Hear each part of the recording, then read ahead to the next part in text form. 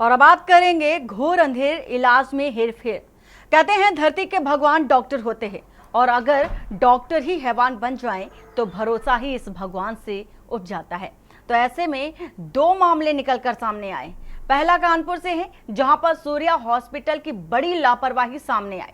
इस अस्पताल की महिमा तो जरा देखिए। पहले तो एक अधिवक्ता की बच्ची को एक्सपायरी डेट का इंजेक्शन लगा दिया, फिर खुद ये कहते नजर आए कि इससे कुछ नहीं होगा। बिना डिग्री के कंपाउंडर ने एक्सपायरी इंजेक्शन लगा दिया और इंजेक्शन के बाद परिजनों ने अस्पताल में हंगामा भी काट दिया। वहीं सूर्या हॉस्पिटल के डॉक्टरों और नर्सिंग स्टाफ मौके से फरार हो गए। गनीमत रही कि 6 माह की मासूम बच्ची की जान बाल बाल बच गई। बच्ची के पिता ने हॉस्पिटल के खिलाफ थाने में तहरीर भी दे दी है। हालांकि बिना मानक के सूर्या अस्पताल विवादों में पहले से ही चल रहा है और इसके बाद सूचना पर आरोपी कंपाउंडर को गिरफ्तार भी कर लिया गया है, ऐसा बताया जा रहा है। चौकेरी क्षेत्र के रामा देवी चौराहे पर सूर्या हॉस्पिटल बना हुआ है, जहां पर इतनी बड़ी लापरवाही निकल करके सामने आई है। वहीं बात अगर बरेली की कर लें तो बरेली में भी बीए की छात्रा का प्रेमी ने गर्भपात करा दिया। डॉक्टरों ने ऑपरेशन के दौरान छात्रा का गर्भाशय है वो निकाल दिया और छात्रा की हालत बिगड़ने पर प्रेमी फरार हो गया। मौके पर पहुंचे आईजी और स्थानीय पुलिस ने अस्पताल की 8 लोगों को गिरफ्तार कर लिया है। फरीदपुर स्थित डीके अस्पताल का यह मामला बताया जा रहा है, जहां पर फतेहगंज पूर्वी थाने में आरोपी के खिलाफ एफआईआर भी दर्ज हो गई है। यानी कि कुल मिलाकर कहा जा सकता है कि पूरी तरह से जो अंधेर है देखी जा सकती है अस्पतालों में, जहां पर मानक के विपरीत एक तो काम किया जा रहा है, वहीं डॉक्टर ही हैवान बनते नजर आ रहे हैं। इसके साथ ही साथ कानपुर से जो ये खबर सामने निकलकर आई, जहां पर एक्सपायरी डेट का जो इंजेक्शन था बच्ची को लगा दिया गया, एक मासूम बच्ची को इंजेक्शन लगाया गया और वहीं जो बयान सामने आया कंपाउंडर ने कहा कि इससे कुछ नहीं होगा। लेकिन इस तरह के जो बयान है क्या दर्शाते हैं? क्या पहले से ही ऐसा किया जाता रहा है हॉस्पिटल में, जिस तरह से बिना किसी मानक के या बिना एक्सपायरी डेट देखे जांचे परखे बच्ची के इंजेक्शन लगा दिया गया और खुले तौर पर अगर कहा जाए तो जान के साथ खिलवाड़ अस्पतालों में किया जा रहा है।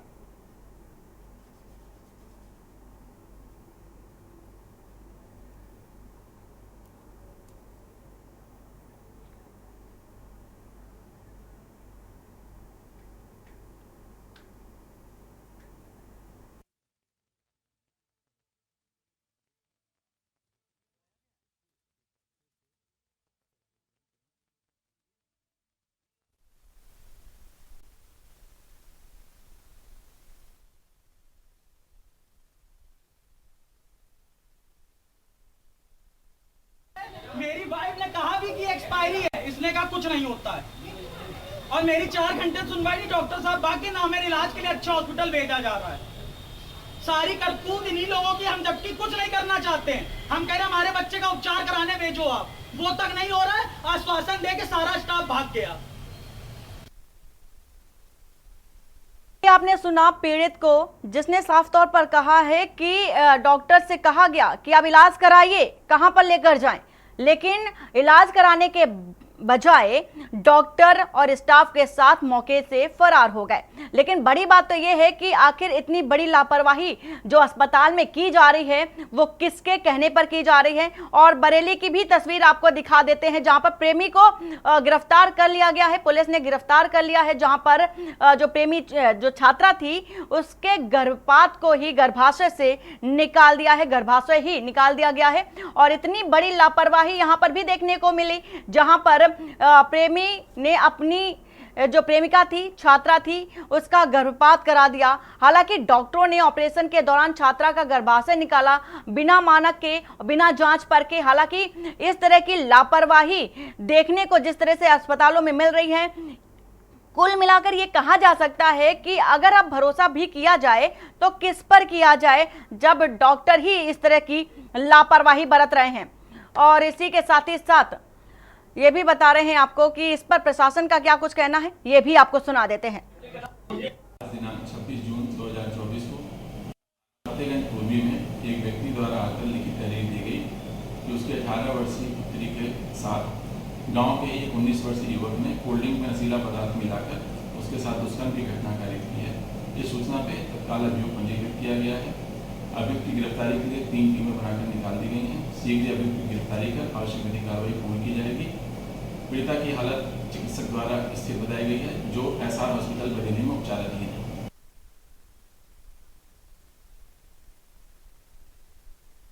ये लापरवाही देखने को मिल रही है। कहा जा सकता है कि ये कोई पहली दफा भी नहीं रहा होगा जो इतने बेखौफ होकर के इलाज किया गया। और बरेली की अगर बात कर लें तो गर्भाशय निकालना एक बड़ी बात हो जाती है। हालांकि हर अस्पतालों में इस पर रोक लगी है, निषेध है, और इसी के साथ ही साथ कार्रवाई करने के लिए भी अलग से एक प्रावधान भी है। चूंकि देखा नहीं जा रहा है हॉस्पिटल्स में, और एक छात्रा का जो गर्भाशय है वो भी निकाल दिया गया। तहरीर देने पर कार्रवाई भी की गई है। कानपुर से भी आपको ये तस्वीर दिखा रहे हैं, जहां पर एक 6 महीने की मासूम के गलत इंजेक्शन लगा दिया और एक्सपायरी डेट का इंजेक्शन लगाया गया है, जहां पर एक्सपायरी डेट के इंजेक्शन लगाने पर मासूम की तबीयत बिगड़ गई थी।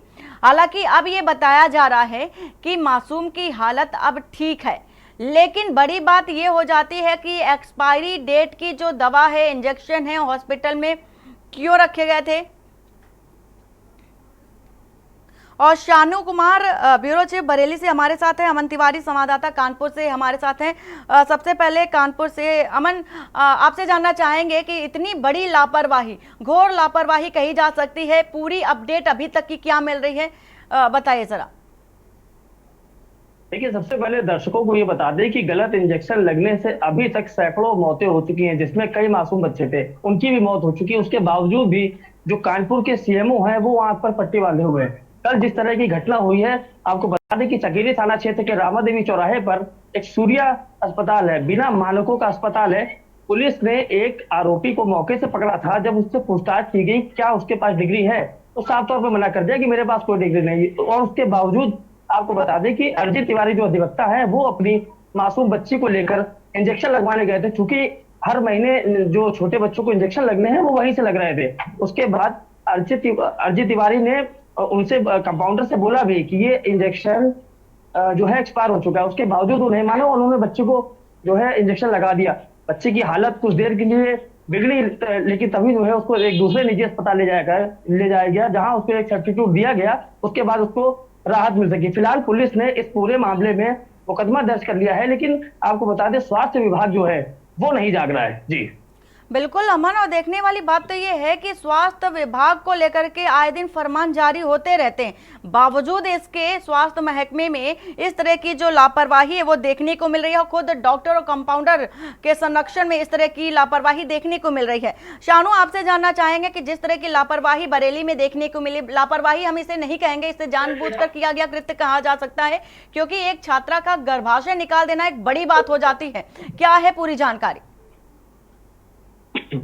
देखिए वंदना, निश्चित तौर पे जो बरेली में इस दर्दनाक घटना को अंजाम दिया गया है, इससे पहले भी काफी घटनाओं को अंजाम दिया जा चुका है। जो प्राइवेट हॉस्पिटल है, नर्सिंग होम है, या फिर मैटरनिटी जो सेंटर्स होते हैं, यहाँ पर महिलाओं के साथ काफी ऐसे जघन्य अपराधों को अंजाम दिया गया है। और ये जो तस्वीर देर रात शाम को निकल करके आई है, ये वाकई में चिंताजनक है कि आखिर जो अवैध हॉस्पिटल है, अवैध मैटरनिटी सेंटर है और जो नर्सिंग होम है, आखिर ये अनट्रेन्ड डॉक्टर्स को क्यों रख रहे हैं, और जो जिला प्रशासन है यानी कि स्वास्थ्य महकमा है वो इनके लिए संचालन करने की एनओसी किस बेहाव पर दे रहा है। सबसे बड़ा सवाल यही है कि आखिर जब संचालित होता है उससे पहले कई फॉर्मेलिटीज होती हैं जो कि मुख्य चिकित्सा अधिकारी की तरफ से होती हैं, लेकिन उस पर भी गौर नहीं किया जाता है और अस्पताल चलाने के लिए यानी कि संचालन कराने के लिए परमिशन दे दी जाती है। कहीं ना कहीं जो ये कल का जो मामला है, इसमें एक बीए की छात्रा है जो कि 18 वर्षीय छात्रा बताई जा रही है। इसका जो है एक प्रेमी से प्रेम प्रसंग चल रहा था और उसने जो है उसको कोल्ड ड्रिंक में जो है कुछ नशीला पदार्थ मिलाकर के उसके साथ जो है दुष्कर्म किया और दुष्कर्म में उसको कहीं ना कहीं उसके बाद उसको हॉस्पिटल ले जाकर उसका गर्भपात कराने का प्रयास किया गया। लेकिन जहां पर वो लेकर के गया उस हॉस्पिटल में अनट्रेन्ड डॉक्टर थे, यानी कि प्रशिक्षित डॉक्टर्स का पैनल नहीं था, इसलिए वहां पर जो है उसको गर्भपात के दौरान ही उसका गर्भाशय भी काट दिया गया। तो कहीं ना कहीं उसके बाद उसकी हालत बहुत चिंताजनक हो गई और प्रेमी जो है वहां से फरार हो गया। शानू, ये भी जानना चाहेंगे कि जिस तरह से अनट्रेन्ड जो डॉक्टर थे उन्होंने इलाज किया, इस पर जो नतीजा निकलकर सामने आए वो सबके सामने है। हालांकि अस्पताल प्रशासन का इस पर क्या कुछ कहना है? देखिए, अस्पताल प्रशासन की बात की जाए तो वो मौके से तुरंत फरार हो गया। हालांकि उसके बाद जो है IG range doctor Rakesh Singh जो है मौके पर पहुंचे और पुलिस प्रशासन ने कहीं ना कहीं कुछ लोगों को हिरासत में लिया है, लेकिन वो कुछ भी बोलने को तैयार नहीं है। लेकिन जो जिला अस्पताल का जो प्रबंधन है, यानी प्रबंध समिति है, वो लगातार फरार चल रही है। और वहीं बरेली के जो सीएमओ है डॉक्टर विश्राम सिंह, उनका साफ तौर पर से कहना है कि जल्द से जल्द कार्रवाई की जाएगी। मौके पर MOIC को भेजा गया है लेकिन कोई नहीं पाया गया, लेकिन सीलिंग की कार्रवाई जल्द से जल्द की जाएगी। फिलहाल जो छात्रा है उसका जो स्वास्थ्य है वो चिंताजनक बना हुआ है, गंभीर अवस्था में है अभी। और वंदना, सबसे बड़ी बात, गर्भाशय निकालने के बाद जहां तक डॉक्टर का कहना है कि वो अब कभी भी मां नहीं बन सकेगी। तो कहीं ना कहीं एक बहुत बड़ी घटना को अंजाम बरेली में दिया गया है। बिल्कुल, ये जघन्य अपराध है और इसको जघन्य अपराध की श्रेणी में ही रखा जाए। तो शानू, जिस तरह से देखा ये भी जा रहा है कि ये कोई पहली दफा नहीं है बरेली से इस तरह की घटना को सामने आना। कई ऐसी घटनाएं निकलकर सामने आ चुकी हैं और प्रशासन के तौर पर आए दिन फौरी तौर पर ऐसे कार्रवाई करने की बात कही जाती रही है, लेकिन मामले जो है वो घटने का नाम नहीं ले रहा है। लापरवाही प्रशासनिक तौर पर भी देखी जा रही है। देखिए, निश्चित तौर पे इससे पहले भी कई बार ऐसी घटनाओं को अंजाम दिया गया है और नर्सिंग होम सेंटरों की तरफ से अंजाम दिया गया है। सबसे ज्यादा ऐसी तस्वीरें जो है वंदना देहात क्षेत्र से निकल के आती हैं, और जो कल घटना को अंजाम दिया गया वो भी देहात क्षेत्र में, यानी कि बरेली के फतेहगंज पूर्वी इलाका जो गाँव है वहां पर इस घटना को अंजाम दिया गया है। और जिला प्रशासन लाख दावे करता है, यानी कि स्वास्थ्य महकमा लाख दावे करता है कि हमने हर महीने इतने जो फर्जी सेंटर चल रहे थे, यानी कि अवैध हॉस्पिटल चल रहे थे, उन पर कार्रवाई की गई। हालांकि जो कार्रवाई की जाती है वो कहीं ना कहीं ना के बराबर कार्रवाई होती है और उस कार्रवाई में सिर्फ लीतापोती होती है और दोबारा से वो सेंटर जो है संचालित होने लगते हैं। तो कहीं ना कहीं इस पर जो स्वास्थ्य महकमा है उसको बड़े तरीके से तैयारी करनी पड़ेगी और इस पूरे मामले पर कहीं ना कहीं अंकुश लगे, उसके लिए स्वास्थ्य महकमे को मजबूत होना पड़ेगा। और जो उनके जो वर्कर्स हैं, यानी कि जो स्वास्थ्य महकमे के कर्मचारी हैं, उनको भी इसमें एक्टिव होना पड़ेगा। उसके बाद ही इन सब चीजों पर रोक लग सकेगी। और जब हॉस्पिटल को संचालन करने के लिए तैयार किया जाता है, जब परमिशन दी जाती है, तो उस समय जितनी भी जो परमिशन होती है उसको मुख्य चिकित्सा अधिकारी करते हैं और उनके बिल्कुल शानू, लौटेंगे आपके पास लौटेंगे। डॉक्टर विश्राम सिंह सीएमओ बरेली से हमारे साथ जुड़ चुके हैं। विश्राम जी, जिस तरह की लापरवाही देखने को मिली, लापरवाही यहाँ पर नहीं कही जा सकती, जघन्य अपराध देखने को मिला। बरेली में एक छात्रा जो कि BA की छात्रा थी, उसका गर्भाशय निकाल दिया गया। घोर अंधेर देखा जा रहा है बरेली में और खासतौर पर अस्पतालों में। नहीं, चिन्हित कर कार्रवाई की जा रही डिस्ट्रिक्ट बरेली में और उसको सील कर दिया गया। विश्राम जी, सील कर देना ही मात्र काफी नहीं है, ना जाने कितने ही केसेस बरेली से ऐसे आ चुके हैं और खासतौर जो ग्रामीण क्षेत्र हैं वहां से निकलकर सामने आए हैं। तो क्या कारण मानते हैं आप इसका? कार्रवाई चिन्हित कर कार्रवाई की जा रही है। कार्रवाई तो की जा रही, वो तो पता है, आपने बता दिया, लेकिन जिस तरह से गर्भाशय निकाल देना, ये तो जघन्य श्रेणी में आता है। अभी तक इस पर पहले भी ऐसे कई मामले सामने आ चुके हैं, कार्रवाई की बात पहले भी की जाती रही है, लेकिन बावजूद इसके ढाक के 3 पात बनकर रह जाता है।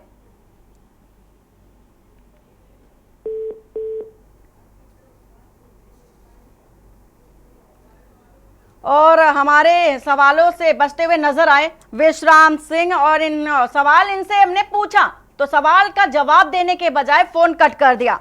तो खासतौर पर यह कहा जा सकता है जब प्रशासनिक अमला ही सवालों से बचता नजर आ रहा है तो आम लोगों की बात कैसे कही जा सकती है, क्योंकि आम लोग जो होते हैं वो डॉक्टर से जब इलाज कराने पहुंचते हैं तो उन्हें एक भरोसा रहता है कि वो ठीक होकर वापस आएंगे, लेकिन उन्हें यह भी भरोसा रहता है कि डॉक्टर हमारे साथ खेल नहीं करेंगे, हमारे स्वास्थ्य के साथ, हमारे शरीर के साथ किसी तरह का कोई खिलवाड़ नहीं करेंगे। बावजूद इसके डॉक्टर हैवान बनते नजर आ रहे हैं। कहीं कहीं ऐसी तस्वीरें भी निकलकर सामने आ रही हैं जिस तरह की बता रहे हैं आपको खबर बरेली से, एक बीए की छात्रा के गर्भपात करा दिया गया और बीए की छात्रा का गर्भाशय निकाल दिया गया। ये जघन्य अपराध, हालांकि कई ऐसे केसेस लगातार सामने आते रहे हैं, लेकिन कार्रवाई के नाम पर लीपापोती ही की जाती रही है। शानू, जिस तरह से देखा, आपने भी सुना कि जो सीएमओ थे वो बचते नजर आए। सवाल जब उनसे किया गया कि कार्रवाई की बात करते हैं आप, लेकिन कार्रवाई अमल में क्यों नहीं लाई जाती, इससे बचते नजर आए, तो ऐसे में आम जो डॉक्टर है उनसे क्या अपेक्षा की जाए?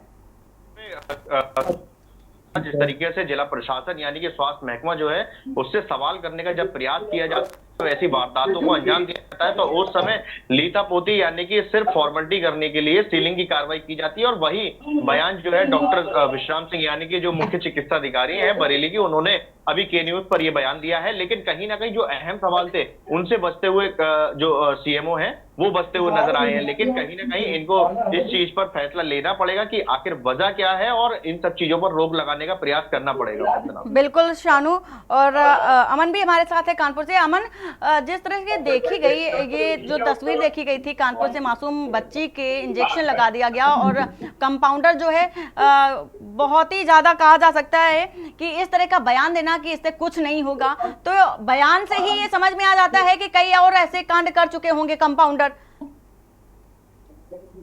ये बिल्कुल बड़ा सवाल है। सबसे पहले आपको बता दें कि अभी अभी एक बरेली के सीएमओ, उनको हम लोग भी सुन रहे थे, उनका साफ तौर पे कहना है कि जो है हॉस्पिटल को सील कर दिया गया है। देखिए, इस तरह की जो सीलिंग की कार्रवाई है वो 10,000 बार हो चुकी होगी।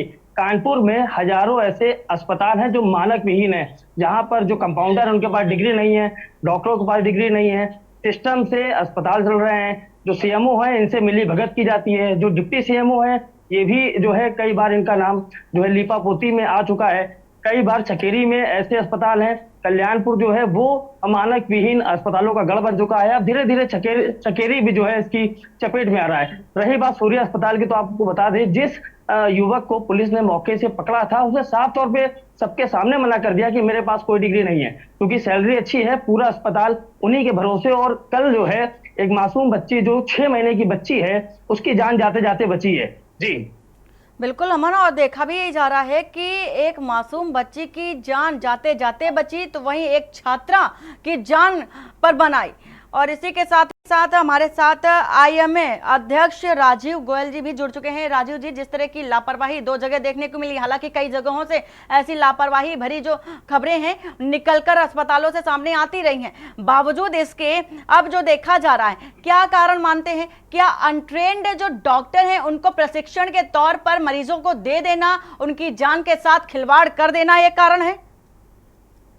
देखिए, ये आईएमए जो है वो इसकी बहुत भर्त्सना करता है और हम लोग कहते भी चले आ रहे हैं बहुत समय से कि इस तरीके के जो झोला छाप के अस्पताल जो चल रहे हैं, जहाँ पे कोई डॉक्टर जो है वो परमानेंट नहीं बैठ रहा है और कोई कंपाउंडर या टेक्नीशियन कोई वहाँ पे जो है वो कार्य कर रहे हैं और किसी का नाम कर रखा है, इस तरीके के सभी अस्पतालों को बंद कर देना चाहिए।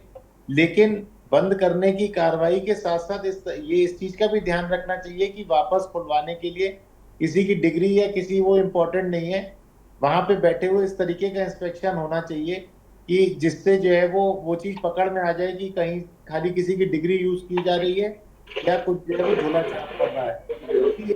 यंग लड़की का गर्भाशय निकाल देना उसकी लाइफ के साथ पूरा बहुत बड़ा खिलवाड़ है और ये जो है मुझे लगता है कि इन अपराधों में सजा इस तरीके की मिलनी चाहिए इन झोला छाप को कि जिससे आगे कभी वो हिम्मत ना कर सकें। आईएमए ने पीछे भी कहा था, जब गवर्नमेंट ने बीच में कहा था मिक्सोपैथी के लिए, गवर्नमेंट ने कहा था कि हम चाह रहे हैं कि नर्सेज को, कंपाउंडर्स को ट्रेनिंग देके 6 महीने की और हम गांव में देहात में जो है वो प्रैक्टिस करने के लिए भेजें। लेकिन मेरा मानना ये है कि हमारी पब्लिक है उसको ये सोचना पड़ेगा, जरूरी नहीं है कि हर वो सामान जो गांव में जो है वो उपलब्ध होगा उसी के तहत इलाज हो सकता है। तो सोचना पड़ेगा कि बाहर निकलना पड़ेगा। जैसे एक शहर का आदमी जब गांव वाला सब्जी लेके आता है तो वो उस सब्जी पे डिपेंडेंट है, ऐसे ही गांव वाले को एक अच्छे इलाज के लिए शहर में निकलना पड़ेगा।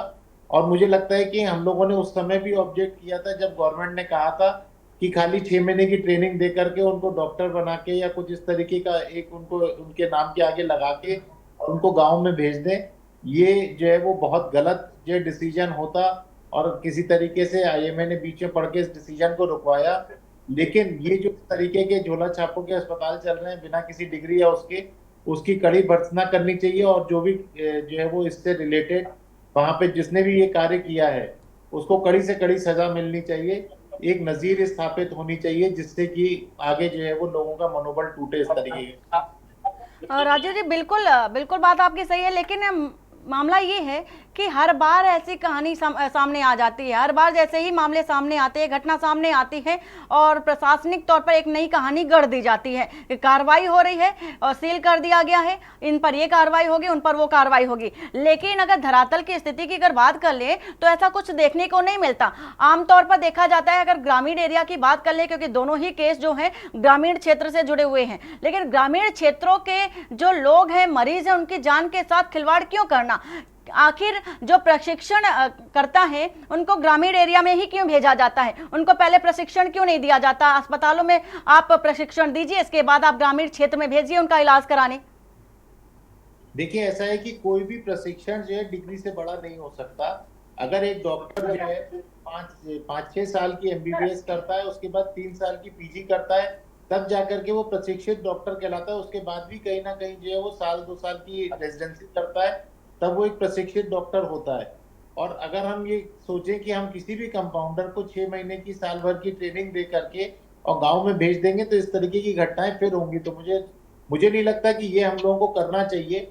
हमारी तो सोच यही है कि इस तरीके के अस्पतालों को चिन्हित करके परमानेंटली बंद करना चाहिए। उसकी कोई एक स्ट्रॉन्ग कार्रवाई होनी चाहिए, जो ये आदमी करता हुआ पकड़ा जाए तभी इन चीजों को रोका जा सकता है, वरना तो जो है वो खुलेआम इस तरीके की चीजें गांव देहात में चल रही है। दूसरा, पब्लिक को भी मुझे लगता है एक अवेयरनेस चाहिए।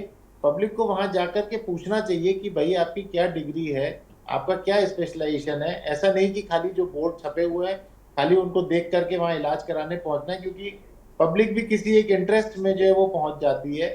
चाहे हो सकता है कि वो कोई जो है वो सस्ते ट्रीटमेंट या कुछ उस तरीके के इंटरेस्ट में पहुंच जाती है।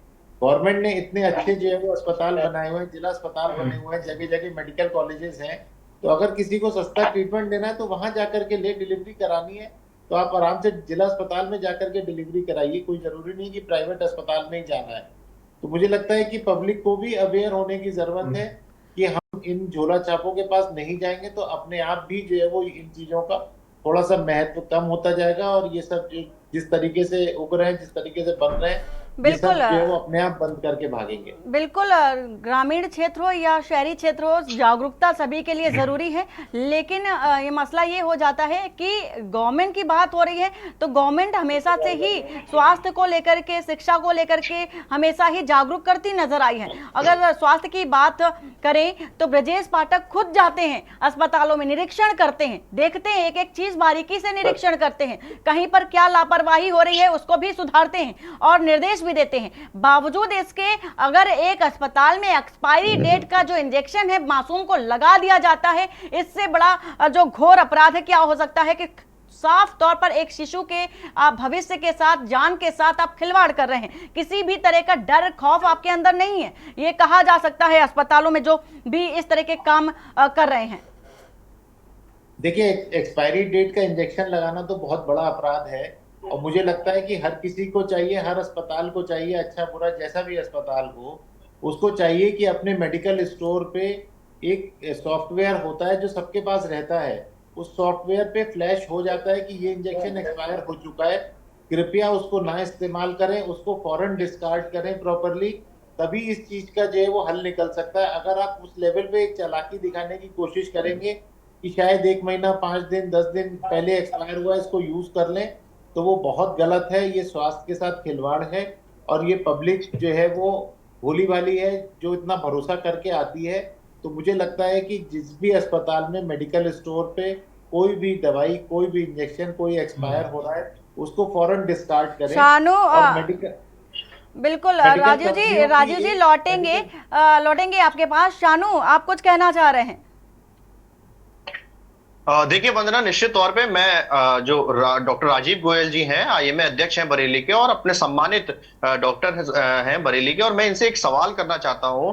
डॉक्टर साहब, आप लोग जो है एक पूरा आईएमए चला रहे हैं, एक बड़ा एसोसिएशन चला रहे हैं और देश का एसोसिएशन है, और उसके आप अध्यक्ष हैं। आप लोग इस पर कदम क्यों नहीं उठाते? आपको ध्यान होगा कुछ समय पहले एक बरेली में मेदांस हॉस्पिटल का किस्सा सामने आया। उस केस के बाद काफी केस ऐसे आए सामने जिसमें कई डेथ्स हो गई, लेकिन उस पर कोई जिला प्रशासन ने या फिर स्वास्थ्य महकमे ने एक्शन नहीं लिया। आप लोग का भी इन्वॉल्वेशन होना चाहिए। मुझे ऐसा लगता है कि आप लोग को जिले के जो अधिकारी हैं उनसे आपको एक बातचीत करनी चाहिए, उनके सामने आपको प्रस्ताव रखना चाहिए कि आखिर ऐसे जब जनता के साथ खिलवाड़ कब तक होगा।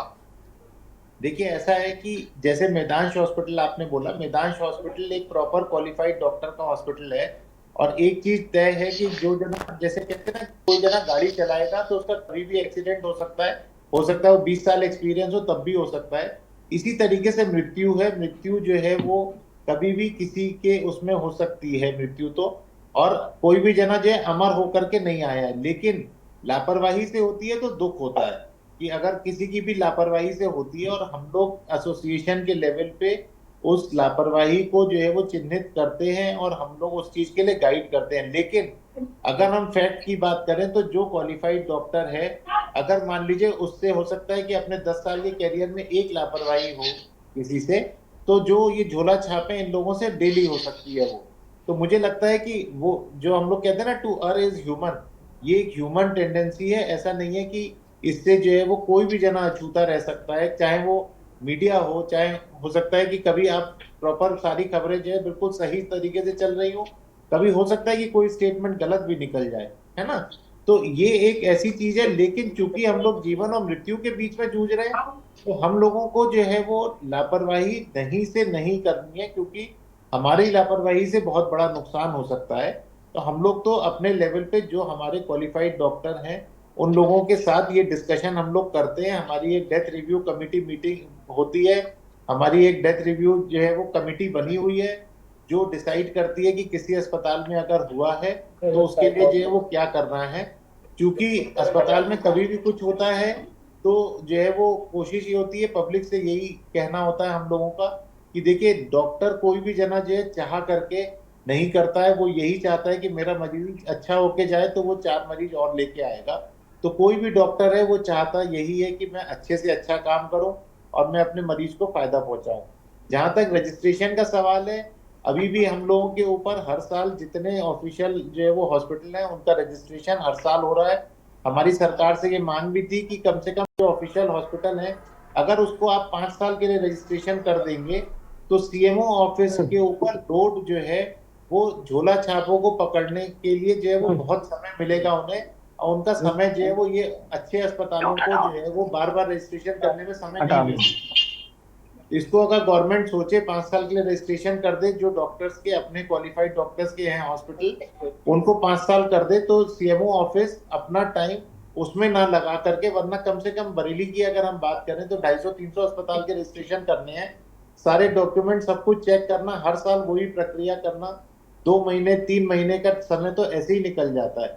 तो मुझे लगता है उसकी बजाय उनका फोकस फिर इन झोला छाप पे आ जाएगा, और शायद फिर ये झोला छाप अस्पतालों को जल्दी पकड़ पाएंगे और जल्दी उनके ऊपर कार्रवाई होगी, और ये सब जो घटनाएं हो रही है इनसे हम लोग बच सकते हैं। बिल्कुल राजीव जी, जिस तरह से आपने बताया और एक तरह का सुझाव भी दिया, सानू आप कुछ कहना चाह रहे हैं? देखिए बिल्कुल वंदना, साफ तौर पर से मेरा कहना यही होगा कि बरेली की बात करें या पूरे उत्तर प्रदेश की या फिर कानपुर की बात कर लें, जहां जहां ऐसी घटनाएं हो रही हैं वहां पर देखिए जिला प्रशासन का जो स्वास्थ्य महकमा है वो तो सिर्फ एक जवाब दे करके पीछे हट जाता है कि कार्रवाई की जा रही है और सीलिंग की कार्रवाई की जा रही है, और वो सीलिंग की कार्रवाई भी बस कुछ दिनों की होती है। उसके बाद रिन्यूअल रजिस्ट्रेशन होता है और जैसे तैसे सेटिंग करके काम होकर के दोबारा संचालन होता है। तो मुझे ऐसा लगता है कि जितने भी एसोसिएशन चल रहे हैं, चाहे बरेली में आईएमए की बात कर लीजिए या फिर कानपुर की बात कर लीजिए या फिर पूरे उत्तर प्रदेश में ऐसे मेडिकल एसोसिएशन चल रहे हैं, उनको इसमें इन्वॉल्व होना मुझे लगता है बहुत ही ज्यादा जरूरी है, क्योंकि स्थिति अब बहुत ही बदहाल हो चुकी है। बरेली में ही नहीं, पूरे उत्तर प्रदेश में ऐसी रोजाना तस्वीरें ऐसी आती हैं कि जो कभी कहीं पर डेथ हो जाती है या फिर अनट्रेन्ड डॉक्टर की वजह से हो जाती है, और इसमें कहीं ना कहीं आईएमए को एक अपना प्रस्ताव रखना चाहिए कि आखिर ये क्यों हो रहा है, वजह क्या है। जो स्वास्थ्य महकमा है उसके साथ बैठ करके एक समन्वय बनाना चाहिए कि आखिर इन सब चीजों पर रोक कैसे लगेगी। वंदना। बिल्कुल नहीं, उसके शानू। लिए हमने और CMO को एक बार अमन, ज्ञापन आपसे जानना दिया भी चाहेंगे था। कि जिस तरह से एक्सपायरी डेट का बच्चे को इंजेक्शन लगाया गया था, खास तौर पर देखा जाता है कि अस्पतालों में जो भी एक्सपायरी डेट की जो बची दवाएं होती हैं उनको एक किनारे रख दिया जाता है, और जो नई दवाएं होती हैं उनको अलग रख दिया जाता है, इलाज के लिए मरीजों को दिया जाता है, इंजेक्शन लगाया जाता है। फिर एक्सपायरी डेट की जो दवाएं थी, इंजेक्शन था, उस पर ध्यान क्यों नहीं गया, सबसे बड़ा सवाल ये हो जाता है। और इसके साथ ही साथ ये भी हो जाता है कि एक्सपायरी डेट की जिस तरह से यूज किया गया है, और भी ना जाने कितने केसेस हॉस्पिटल में होते रहते होंगे जिन पर ध्यान नहीं जाता होगा। ये बिल्कुल सबसे बड़ा सवाल ये है, बिल्कुल सही सवाल है आपका। मैं आपको बता दूं, चूंकि परिजन लगातार मना कर रहे थे कि ये इंजेक्शन एक्सपायरी है, उसके बावजूद उस कंपाउंडर ने बच्चे को इंजेक्शन लगा दिया। सबसे बड़ी बात यह है कि जो एक्सपायरी दवाएं हैं, एक्सपायरी इंजेक्शन है, वो ऑलरेडी इनके कंप्यूटर में फीड होते हैं, वो ऑटोमेटिक बताते हैं कि ये दवा एक्सपायर हो चुकी है, इसको हटा दिया जाए। लेकिन संवेदनहीनता की सारी हदें यहीं पर पार होती दिखाई दे रही है। और ये बात सच है कि हजारों केस ऐसे रोज होते हैं। चूंकि वो एक अधिवक्ता हैं, जो बच्ची के पिता हैं वो अधिवक्ता हैं और एक अच्छे वकील हैं, तो उन्होंने अपने वकील साथियों को बुलाया, उसके बाद वहां पर जमकर हंगामा किया। उसके बाद अब जाकर जो है करीब 12 घंटे बाद मुकदमा दर्ज हो पाया। तो कहीं ना कहीं बड़ा सवाल अपने आप में है कि किस तरह से ये जो है एक्सपायरी इंजेक्शन बच्चे को लगाया, उसके बावजूद अभी तक लगातार आपको बता दें कि इतने पावरफुल ये अस्पताल वाले होते हैं कि लगातार पुलिस को मैनेज करने की कोशिश कर रहे थे, बच्ची के जो परिजन उनको मैनेज करने की कोशिश कर रहे थे, मीडिया कर्मियों को खबर न चलाने के लिए मैनेज करने की कोशिश कर रहे थे। लेकिन इस बार जो है ये पूरी जो इनका बिल्कुल। और खासतौर पर अमन तिवारी कानपुर से भी जुड़े हुए हैं। अमन, जिस तरह से बात कर रहे थे कि जो लापरवाही बरती गई है कानपुर में भी देखने को तस्वीर मिली, कारण क्या मानते हैं, और इस पर प्रशासनिक तौर पर अभी तक किसी का कोई वर्जन आया है? क्योंकि देखा भी जा रहा है, पुलिस कर्मी ने तो बता दिया कि ऐसी घटना थी और जो कार्रवाई थी कार्रवाई करने की बात भी कहती, लेकिन अस्पताल की तरफ से ऐसा कोई भी बयानात अभी सामने नहीं आया है। जी बिल्कुल, सबसे पहले आपको बता दें कि अभी यही चर्चा हम लोग कर रहे थे कि जिस समय परिजनों ने हंगामा किया, हंगामे के बाद पूरा अस्पताल का जो स्टाफ था वो मौके से फरार हो गया और मैनेजमेंट में जो जुड़ गया।